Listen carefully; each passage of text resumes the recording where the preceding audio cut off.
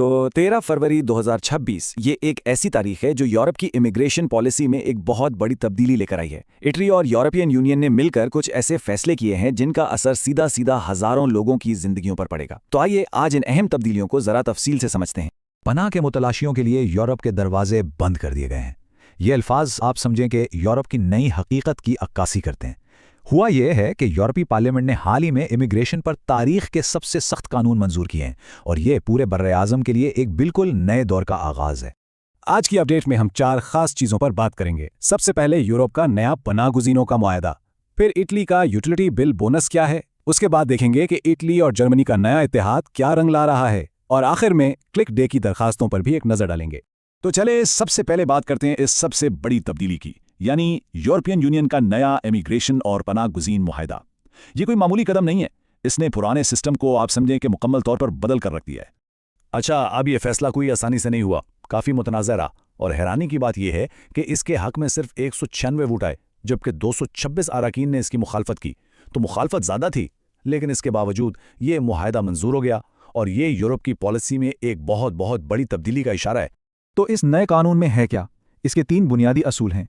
पहला, हुकाम अब किसी भी पनाहगुज़ीन को प्रोसेसिंग के लिए किसी तीसरे मतलब नॉन यूरोपीय मुल्क भेज सकते हैं।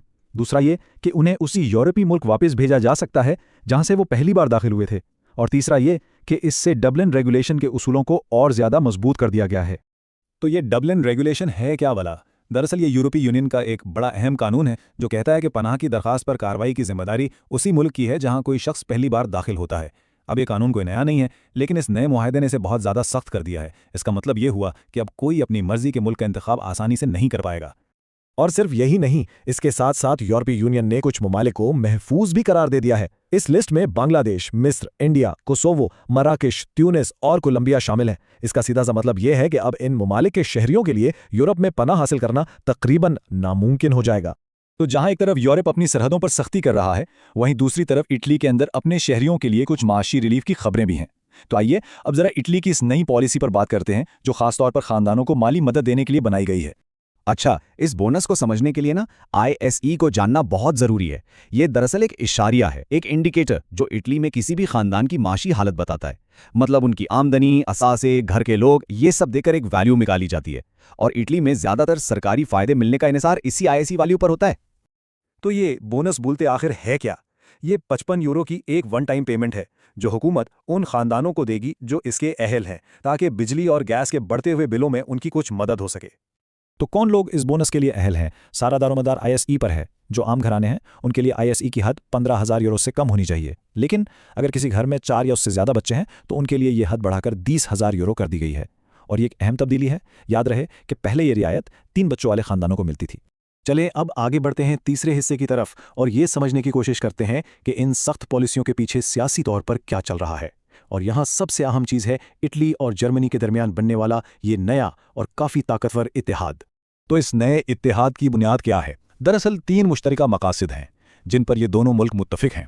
पहला, हिजरत यानी माइग्रेशन को कंट्रोल करना। दूसरा, यूरोप के दिफा को मजबूत बनाना। और तीसरा, मुआशी इस्तेकाम। अब इन तीनों चीज़ों पर इनका एक जैसा मौक़िफ़ सिर्फ इनकी अपनी पॉलिसियों पर ही नहीं बल्कि पूरे यूरोपीय यूनियन के मुस्तकबिल पर असरअंदाज हो रहा है। और इस इत्तेहाद ने ना यूरोप में पावर का जो रिवायती बैलेंस था उसे बदल कर रख दिया है। अब यूं समझें कि रोम और बर्लिन ये यूरोपीय यूनियन में फैसले करने वाले नए पावर सेंटर्स बनकर उभर रहे हैं, और इसके असरात आने वाले वक्त में बहुत गहरे होंगे। और आखिर में अब बात करते हैं सबसे अहम और अमली मालूमात की, खास तौर पर उन लोगों के लिए जो इतालवी इमिग्रेशन के प्रोसेस का हिस्सा हैं।